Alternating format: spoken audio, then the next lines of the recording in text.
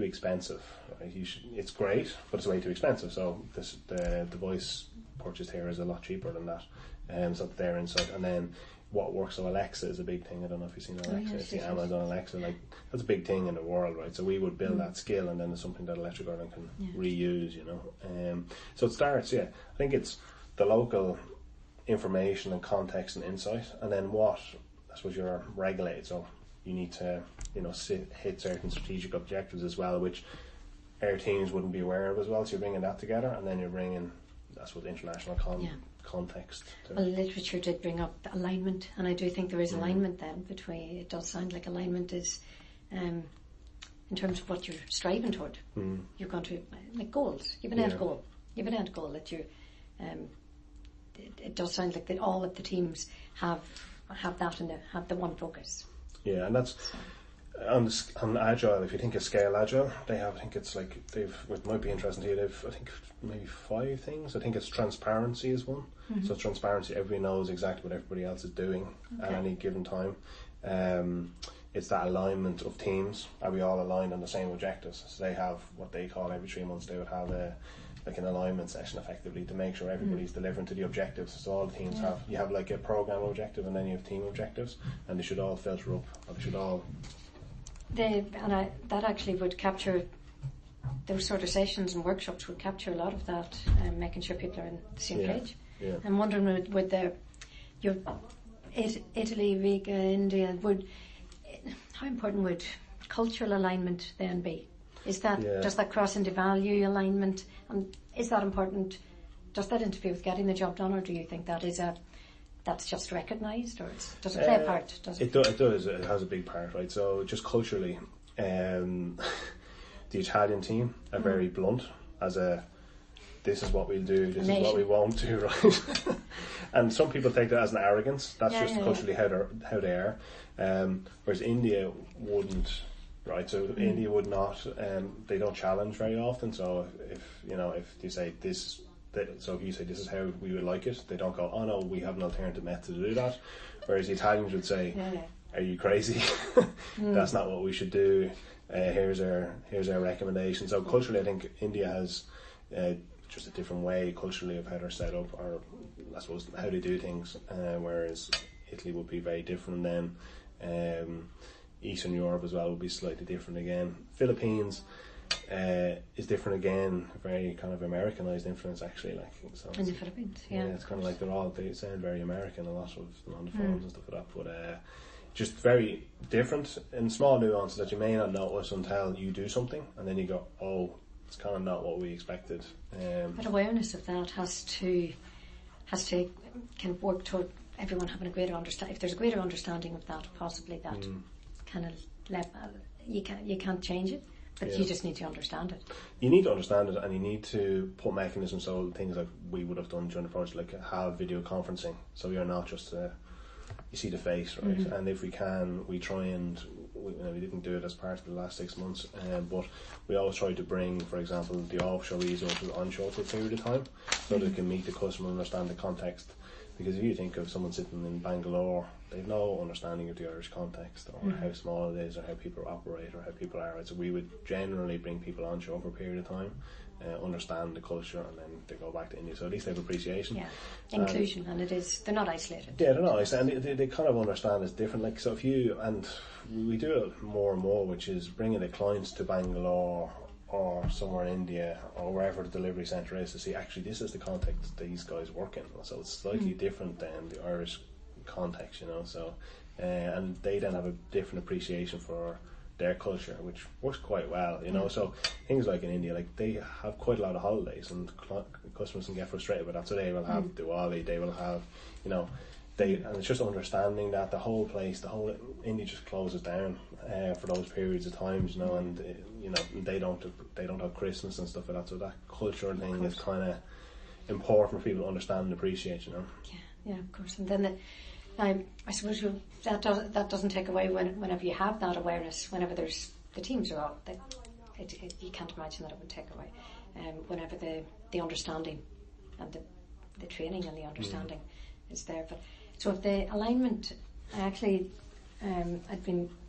that does cover a lot of alignment. Does jump out as well. And in terms of creating value, I do think I do think this is appearing a lot in terms of just value that couldn't be created by working singularly. Seems to be mentioned a little bit in the literature, that by working kind of within own silos or within own groups, but by reaching outside, there's value that sometimes might even be unforeseen value that could be customer value, but it could also be innovation value. Yeah, no, definitely. So I think that's why, I suppose, I'm an advocate of Agile, but I think that's why Agile works well. Yeah. So you have, rather than you trying to solve one problem yourself, you have a team come together to solve the problems. And I think culturally you need to change. So in the sense that if you have a really rigid hierarchy in place in the organisation and the junior staff members are afraid to say something or to question the more senior leadership, so rather than the dictatorship, I know everything, this is what I want to do, if you, I suppose, empower people to make decisions and to actually question things and ask and help solve problems as opposed to just delivering, right? So I think that's culturally a lot of organisations still are very hierarchy, where you kind of have, to use an analogy, you have the captain of the ship who dictates everything to everybody, and people are afraid to kind of be empowered to make their own decisions. So, and that's a big challenge culturally in a lot of organisations. But still, in terms of looking at what makes collaboration effective, from my perspective, that does sound like that same empowerment. That empowerment could lead toward greater effectiveness. Definitely, because the ideas could be more free-flowing. Yeah.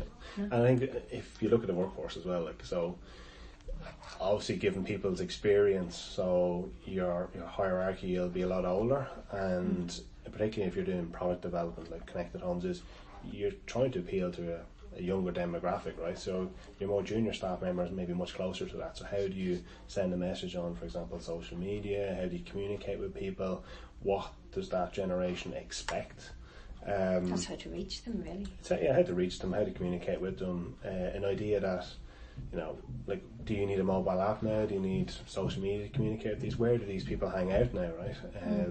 Like there's a big study done on like the knowledge economy, where people sometimes, when you reward them more, don't perform as well. Like, but it's like allowing them to share information freely actually allows them to perform better, which is quite an interesting concept. So they're given a bit of autonomy. Wikipedia is one of those where it came out of just someone's free time and project, right? And people contribute to it. So if you think you were starting a project in the morning, you reach out to people, say, "Will you help me out for free?" You go, "Yeah, maybe," but it shows that actually people do. And the same, like some organisations have, like Google have their 20% time, where 20% of your time to come up with ideas. I don't know if in reality it works out like that, but you can see even here, like the hackathon that happened last year, people come together for free to do that over their 2 days, It's definitely these incentives. It does incentivise knowledge sharing as a core skill, a core competency, maybe even on a capability. But it does seem like when you mentioned empowerment, if they're empowered to come up with the ideas, then they can build. They're in a better position to build capability, creativity. They can create. It's just looking at sometimes in terms of what sort of skill sets are required to build organisational capability, collaborative capability. Because if it's the way forward, to be more agile, you need to recognise that you're going to be collaborating. Does that, surely you need to have some sort of readiness prepared in-house, and trying to identify what sort of skill sets would kind of feed into the organisational capability, which sort of competencies and skill sets, and to be able to build on people. It's not just their disciplines, their qualifications. It's what sort of core competencies they can, like trust, it may be a factor, or relationship building. Trust and relation. I think that's one of the reasons why, I suppose, a lot of large, excluding tax, a lot of why some of the large organisations come to Ireland, because I think Irish people, they collaborate quite well and they do build up strong relationships with people, and then I think trust is very, very important as part of that.